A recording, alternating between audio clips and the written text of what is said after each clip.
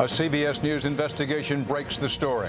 New evidence Firestone and Ford knew about dangerous tires long before they say they did. New revelations, how Hollywood uses children to test market violence. And wait till you hear what this woman has to do to pay for prescription drugs. Eye on America, giving credit where credit is long overdue.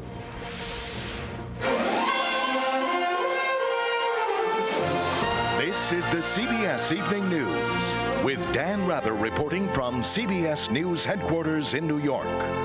Good evening. There is new trouble tonight for Firestone and Ford. Saudi Arabia has just banned the import of all Firestone tires. And court documents obtained by a CBS Hard News investigation raise new serious questions about what both companies knew and what they claim they knew and when about potentially dangerous tire problems. CBS's Cheryl Atkinson has been digging behind the company's testimony into the evidence and has exclusive new information. CBS News has obtained documents held secret for more than 2 years in a Brunswick, Georgia federal courthouse. Today, a judge granted a motion initiated by CBS News to unseal the documents. They show both Ford and Firestone knew about problems with ATX tires at least 2 years before they were recalled. The documents are from the case of Danny Van Eaton, who died after a Firestone tire shredded on his Ford Explorer. The officer said he did a magnificent job getting it off the road, pulling it. He almost had it off the road. He didn't hit either side of the street, and then it just flipped. Danny's family won a confidential settlement from Ford and Firestone. The documents were sealed by the court until this afternoon. One formally sealed document from the Van Eaton case shows a pattern of dangerous tread separations beginning in the early 1990s. More than 2,000 were reported from tires made at Firestone's Wilson, North Carolina plant in 1993. That number is outlandishly high and should have been well under 100, according to a tire data analyst consulted by CBS News. What's more, Ford had access to the data as a defendant in the lawsuit. That seems to fly in the face of Ford CEO Jack Nasser's claim that his company didn't know about the problem until just a few weeks ago. Ford did not know that there was a defect with the recalled tires until we virtually pried the data from Firestone's hands. As for Danny Van Eaton's mother, she's been reliving the nightmare of her son's death every day since the recall. Nobody said, yes, they are wrong, but I feel as though they were wrong. So I think it's criminal. Ford did not return our calls seeking comment on these documents. As for Saudi Arabia banning Firestone tires, Firestone says the action is uncalled for and extreme. The company is complaining to the Office of the U.S. Trade Representative. Dan? Cheryl Atkinson. Celluloid, chainsaws, and movie machine guns were the topics of the day on Capitol Hill. And Hollywood executives summoned to a Senate hearing room ran into a rhetorical buzzsaw wielded by lawmakers. As CBS's chief Washington correspondent Bob Schieffer reports, the issue is marketing on-screen violence to children.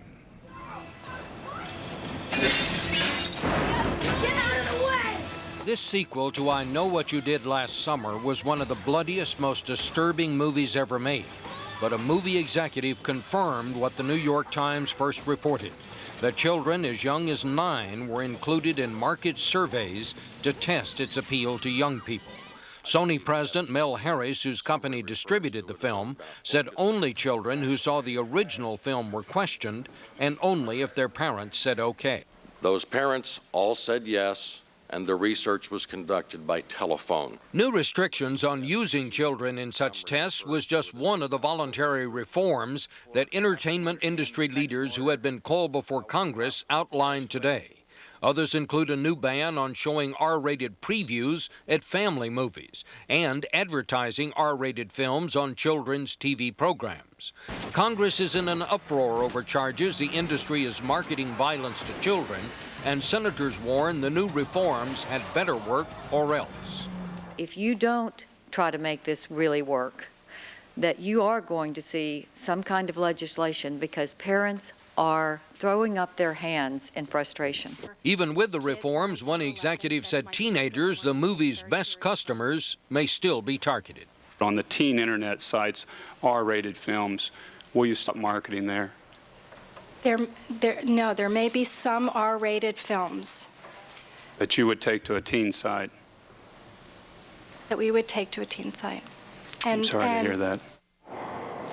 That aside, senators seem fairly pleased with what they heard today. Committee Chairman John McCain says he will give the industry time to see if the reforms work, but the underlying message was clear. If the reforms don't work, Congress will put new restrictions on movie advertising.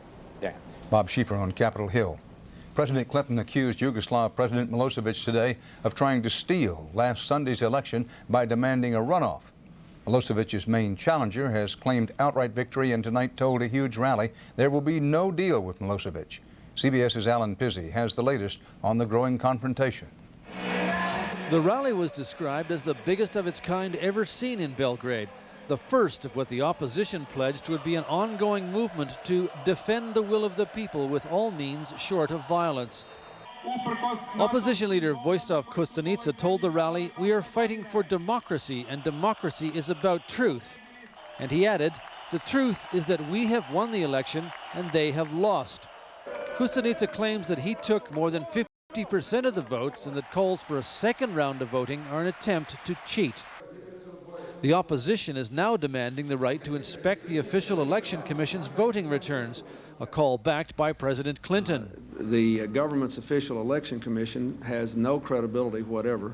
There are no independent observers that have monitored its work.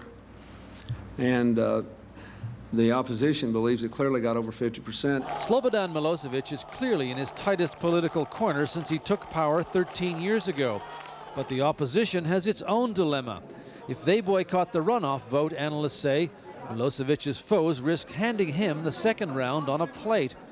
But if he agrees to fight the second round, Kostunica could be accused of selling out. And if that doesn't fracture the opposition, Milosevic could choose to simply wait them out. Because fervent as the mood is at the moment, the opposition in Serbia has a history of running out of steam. Alan Pizzi, CBS News, Pristina. The captain and some of the crew face possible criminal charges in Greece's worst maritime disaster in 35 years. Crewmen reportedly were watching a televised soccer match when a ferry, popular with island travelers, hit a rock in gale-force winds and sank. At least 63 people died, but hundreds were rescued, including 2 Americans. The rock is marked with a light beacon visible from 7 miles. Still ahead on the CBS Evening News, she's no child, but she belongs on a poster about high drug costs. And they won the lottery. But did it buy their dreams?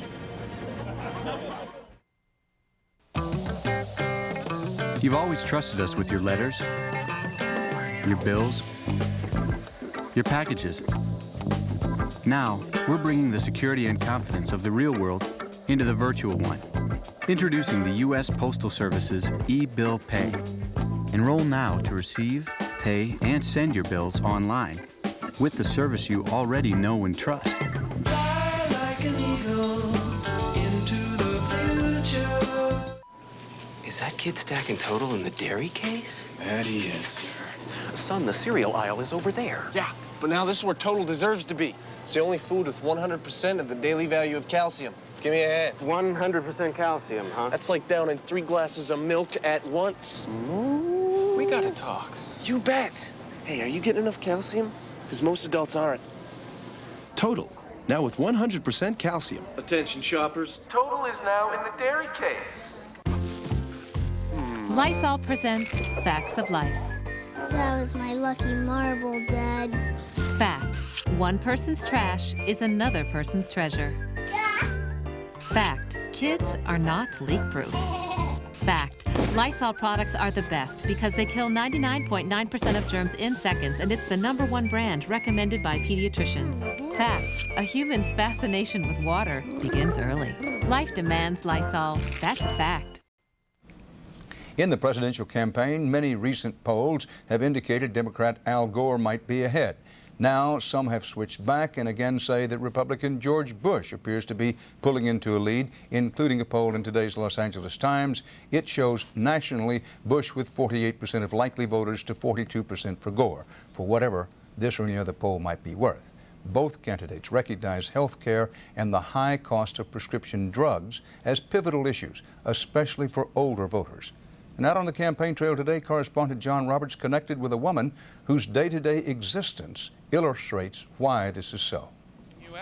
It was one of those rare moments when an ordinary citizen can convey the importance of an election year issue better than any candidate ever could.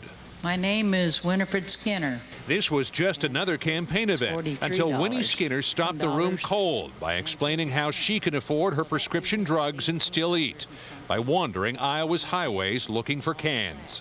I walk an hour and a half to 2.5 hours, sometimes 3 hours, 7 days a week. And I pick up cans, and that's what puts the food on my table. Voters like Winnie could turn this election, and both campaigns are becoming more aggressive in trying to win them over. The other side has put forward a plan that is supported by the big drug companies. The Gore plan forces seniors into a government-chosen HMO. If they could lower the price of the prescription drugs, then I could make it. Politics aside, who really has the better plan for Winnie? Between Social Security and a small pension, she brings in $10,900 a year. $200 a month goes to prescription drugs, $111 for Medigap insurance to cover doctor bills. At her income level, Gore's plan would pick up all of her prescription costs by 2002, leaving her to pay just the Medigap. Bush would provide funding to immediately pay her prescriptions and 4 years from now eliminate the Medigap cost as well, saving her more than $300 a month. But the Bush plan relies on states to implement it, and studies suggest as few as 25% of seniors would participate. Winnie wears her self-reliance like a badge of pride, but pride sometimes isn't enough. There was a fellow that came along in a pickup truck, and I was picking up cans, and he yelled at me, "Get a life." And that hurt. That frustration to make ends meet is one of the most powerful forces driving this election. And with 13 million more seniors like Winnie on the line, the battle to court their vote can only intensify. Dan? John Roberts in Des Moines. George Bush has been sharply critical of the Clinton-Gore administration for allowing what Republicans say is a dangerous decline in American military readiness. Today, the nation's top military officers went to Capitol Hill to have their say on the matter. But as correspondent David Martin reports, they didn't get to do much talking. Feeling, as they put it, like the meat in a sandwich of conflicting Democratic and Republican claims about defense, the Joint Chiefs of Staff were called before Congress today to report on the state of the military. The nation looks to you, senior military leadership, to provide us with those necessary facts. You are the most impartial, non-political source of this information. But for much of the hearing, the brass sat silently as senators debated, at times with shameless showmanship. Let's put in all of the obligations we have all the way around the world into the tin cup. And oops. Just who is to blame for a decline in military readiness? Guess what Republican Senator John Warner said. During the Reagan-Bush years, there was a significant buildup. And now there's a precipitous decline. Not so fast, said Democrat Carl Levin, who contended the biggest cuts in defense spending occurred before President Clinton took office in 1993. Is it not true the major decline, in fact, all of it on that chart, took place before 1993? Is that not correct, General? Oh, yes, sir. I think the chart clearly shows that. Thank you, General, for your expert advice. But what we really need to know is which presidential candidate is promising to lavish the most money on the military. Vice President Gore has called for increasing defense spending by $100 billion. I'm afraid that we have crossed the line on this politics now. By the way, the Joint Chiefs testified that while the frontline troops are ready for combat, the backup forces have been neglected, with the result that the risks of executing the national military strategy are increasing. David Martin, CBS News, the Pentagon. On the CBS Health Watch, a new AIDS study finds that when patients begin aggressive drug treatment soon enough after being infected with HIV, most can eventually stop taking drugs without developing AIDS. Researchers call this the first demonstration that attacking the virus quickly can boost the natural immune system enough to block the disease. Straight ahead now on the CBS Evening News, how changing the questions for women on loan applications turns no into yes. On the CBS Market Watch, more big corporations warn today their earnings this quarter will be disappointing. That sent Wall Street a little lower. The Dow closed down 3 points. The Nasdaq lost 32. The The White House says the U.S. government will end fiscal 2000 with a record budget surplus of $230 billion. Most of it will be used to pay down the national debt. The government and private sector alike live on borrowed money, but many women seeking bank loans to start or keep a business find they never make it past the first step. Now they have a new source of credit where the application form makes all the difference, as CBS's Wyatt Andrews reports in tonight's Eye on America. I do. Let me see your little face. Nancy Dreyer always knew her dog grooming business would be a cut-and-dried success. Here we go. Because the dogs don't come to her salon, she takes the salon to them. Sally. It's all here in the van. Everything she needs, from the combs to the hot water. This is my home away from home. Everything, that is, except for money. Back when she started the business, the bank said no to a loan. It's humiliating. I was mortified. Then Nancy's mom found a unique site on the internet. She called me up and she said, you know, you have to log on and apply for a loan for this business. The website is countmein.org, a new nonprofit fund set up specifically to loan money online to women business owners just like Nancy Dreyer. There is a real need there. Nell Merlino, who 7 years ago dreamed up Take Our Daughters to Work Day, has a new mission now as co-founder of Count Me In.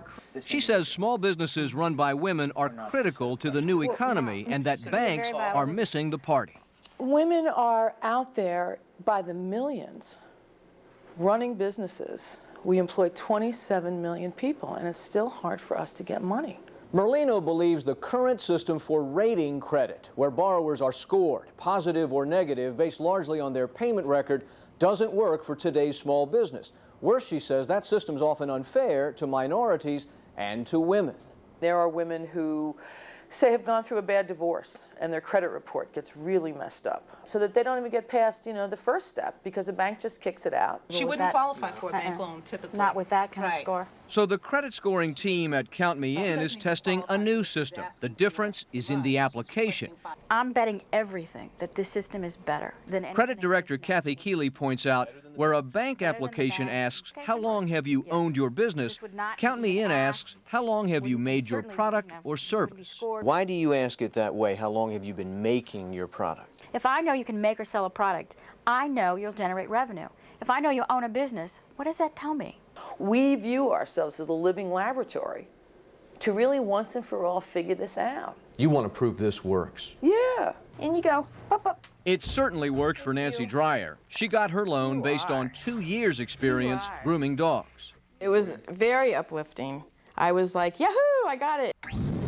Now what she's got is a huge success, and the banks are watching to see if this system of granting credit pays off, watching as Nancy Dreyer drives her four-wheeled beauty parlor to her growing list of four-legged clients. In Sutton, Massachusetts, Wyatt Andrews for Eye on America. Up next on CBS, a golf course record that even Tiger Woods would envy.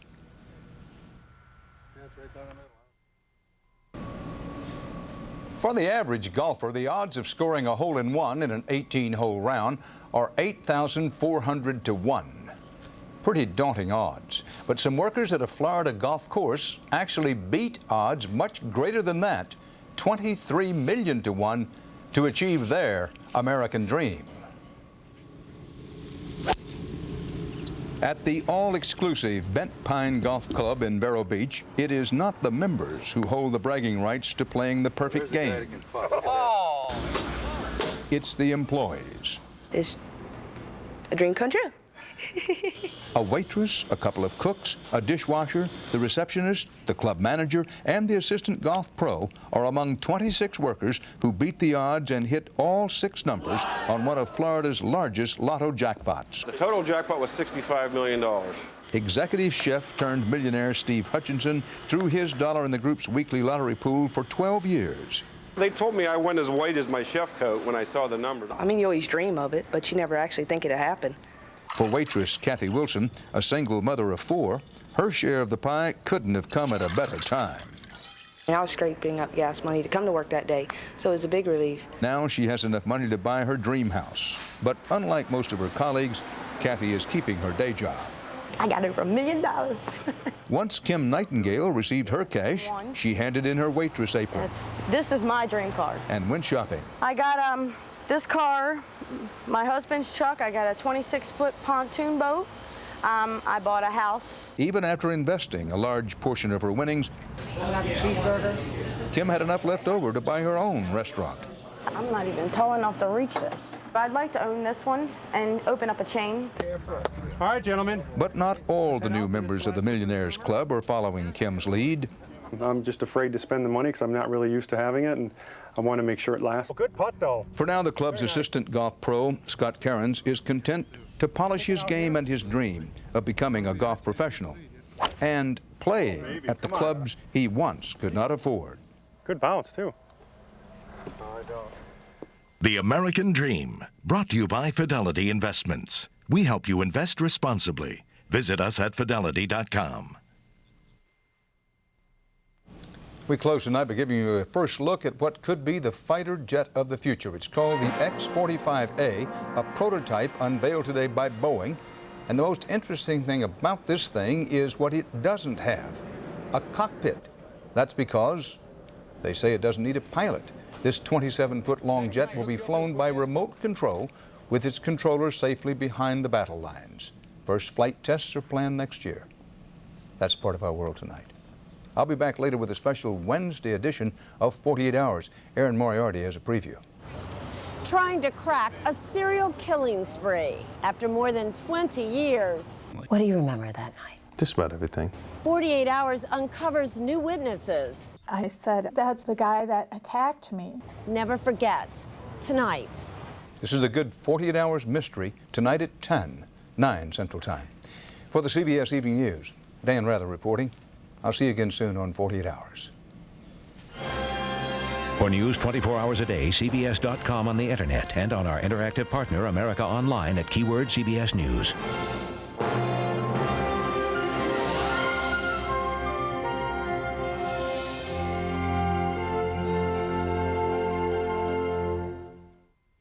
Why it takes longer to fly today than it did 40 years ago. Tomorrow, experience CBS News.